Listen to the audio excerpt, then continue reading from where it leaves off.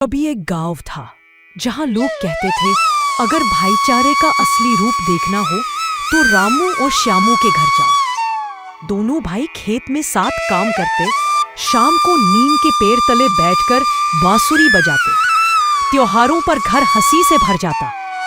लेकिन यही घर धीरे धीरे लालच और शक की आंधी में डगमगाने लगा। श्यामू, इस बार हमारी फसल देख गांव वाले हैरान रह जाएंगे। हाँ भैया, हमारी मेहनत ही हमारा भाग्य है। लेकिन पड़ोसी जलते थे। धीरे धीरे उन्होंने जहर घोलना शुरू किया। रामू, तेरा भाई तुझे धोखा दे रहा है, हिसाब में गड़बड़ी करता है। तेरा बड़ा भाई सब दबा लेता है, तू जाग नहीं जाएगा तो सब खो देगा।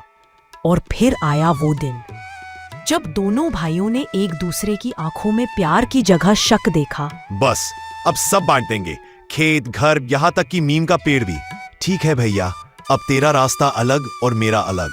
पंचायत बैठी, खेतों की मेड़ें खिंच गईं।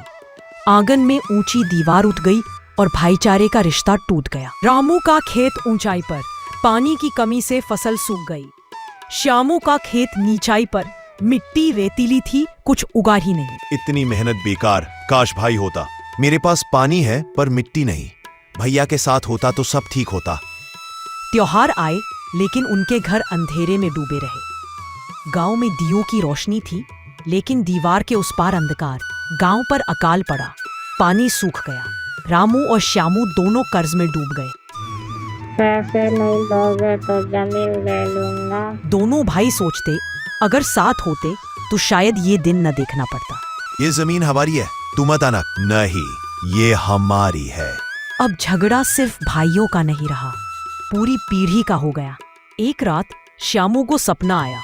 उसकी माँ की आवाज गूंजी, बेटा, चाहे सब बच जाए पर तुम दोनों कभी मत बटना। तुम्हारा भाई ही तुम्हारा सहारा है। भैया, हम माँ की सीख भूल गए। एक दिन श्यामू बीमार पड़ गया। गांव का वैद्य आया, बोला, मन का बोझ ही शरीर को खा रहा है। भैया से झगड़ा ही मेरी सबसे बड़ी बीमारी है। अगर तुझे कुछ हुआ तो मैं कभी खुद को माफ नहीं करूंगा। रात को दोनों दीवार के पास बैठे, आंखों में पछतावे के आंसू थे। भाई, मेरी आंखें खुल गईं। आओ इस दीवार को तोड़ दे। हाँ भैया, यह दीवार हमें बांट नहीं सकती। दोनों ने मिलकर दीवार गिरा दी। खेतों की मेड़ें हट गईं। घर में फिर से हंसी लौट आई। अब दोनों भाई मिलकर खेती करने लगे। रामू की मेहनत और श्यामू का अनुभव मिलकर खेतों को सोने की तरह चमकाने लगे। त्योहार फिर से रंगीन हो गए। बच्चे फिर से साथ खेलने लगे। नीम का पेड़ अब पूरे आंगन को छाव देने लगा। आज पूरे गांव ने सीखा, भाईचारे से बड़ी कोई दौलत नहीं। याद रखिए, संपत्ति बांटने से सुख नहीं मिलता, लेकिन अगर भाईचारा टूट जाए तो जीवन सूना हो जाता है। भाई साथ हो तो हर मुसीबत आसान है, और जब रिश्ते टूटते हैं तो सबसे बड़ी दौलत भी बेकार हो जाती है।